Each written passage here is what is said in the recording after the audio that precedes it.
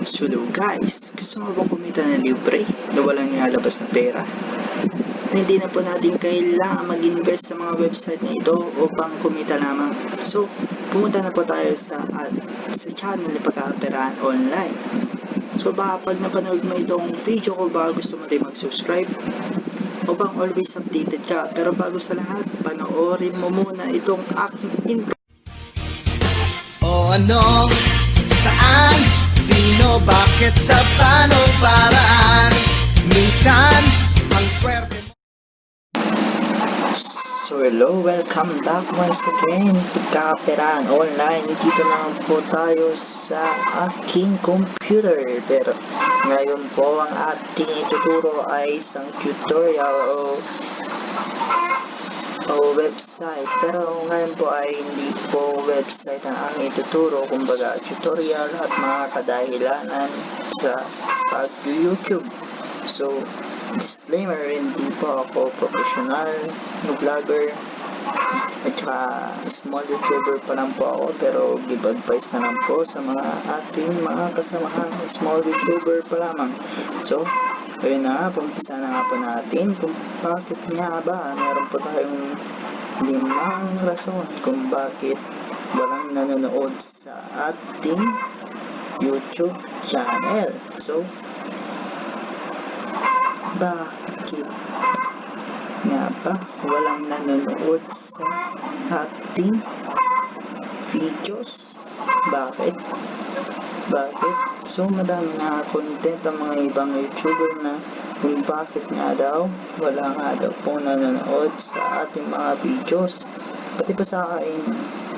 Pero nahanap ko lang din po ang reason kung bakit walang nanonood sa ating videos. So, ang isa guys, i-avoid po natin ang masyadong malakas na background music. At saka guys, pag mag-upload pa tayo ng mga ating videos, huwag na po natin lagyan ng background music pag tayo nagsisalita upang iwasan na mas maagawan ng boses.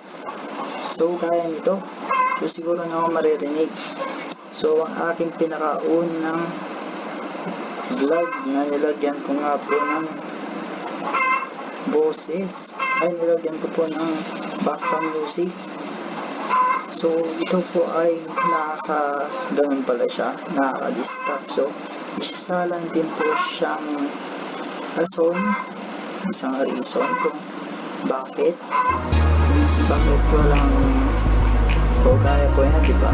Nilagyan ko po kasi siya ng background music. So, isa din po yan. So, nakaabot lang po siya ng 47 views. Dahil isa nga po pala siyang wag po pala natin gagawin yan. Dahil ang pag-vlog ay hindi po kailangan ng background music sa ating mga videos. Dahil masasapawan po ang ating boses, lalo na kung mahina na po ang ating boses. So, ang second guys, iwasan po natin ang pagiging laging merong nabablangko. Yung kumbaga yung sinasabi ko nabablangko, yung bigla ka na lang parang hindi ka na lang magsisalita basta. So, parang nakalimutan mo sasabihin mo gaya nito. Ganun. So, ganun nga. So, ang ikatlong reason kung bakit wala nanonood sa ating video, dahil ang tamang paglagay sa ating settings ng ating YouTube channel. Yung tama na paglagay ng ating settings. Yung settings na kinakailangan talaga kay YouTube, ang tamang paglagay natin, tamang paglagay sa mga settings na, yung tamang pag-aayos. So, kailangan talaga natin ayusin. So, like this po, diba? So, kailangan talaga natin ilagay ang license natin para kung gusto mo sa atin lamang standard YouTube license. So, hindi po magagamit ang iba yan. So, category kung education po ba, sa akin po kasi ay education. So, community contribution on always, comments, naka-allow all comments po sa akin upang lahat-lahat po ay naka-allow. Pero kung gusto nyo naman po ay all potentially inappropriate comments for review, so pwede lang din naman po. Yun po yung gamit ng mga ibang YouTuber. So, ang ika-apat ay ang ating magic words. Ang ating magic words po kasi, yun pa ang magic words lang po ang tawag ko dun sa may tags. Ang tags na pinaka-importante sa paggawa ng channel. So, kagayan po yan, di ba? Mga tags na kailangan po talaga natin sa paggawa ng ating channel o pagsiset up ng ating mga videos upang agad-agad ma-search pa ng ibang manonood. So, and the last reason kung bakit ayaw nilang panoorin ang iyong video, nakabase din po kasi sa content yan. Kasi guys, pag kung gawa pa tayo, kumbaga guys, kapag small YouTuber pa lang po tayo at small YouTuber pa lang po tayo, ay talagang kailangan po natin pag-isipan na mabuti kung ano po talaga ang ating content, kung ano po ang gusto nating talagang nilalagay sa ating YouTube channel.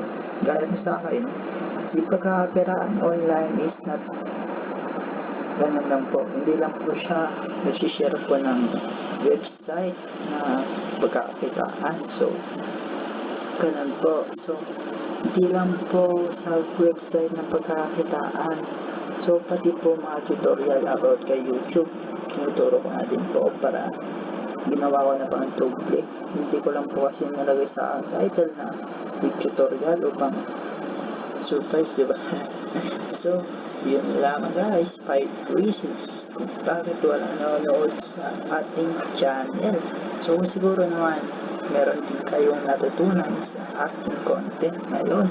So, baka kung napanood mo itong aking video, baka gusto mo din mag-subscribe upang always updated ka sa mga panibago kong videos.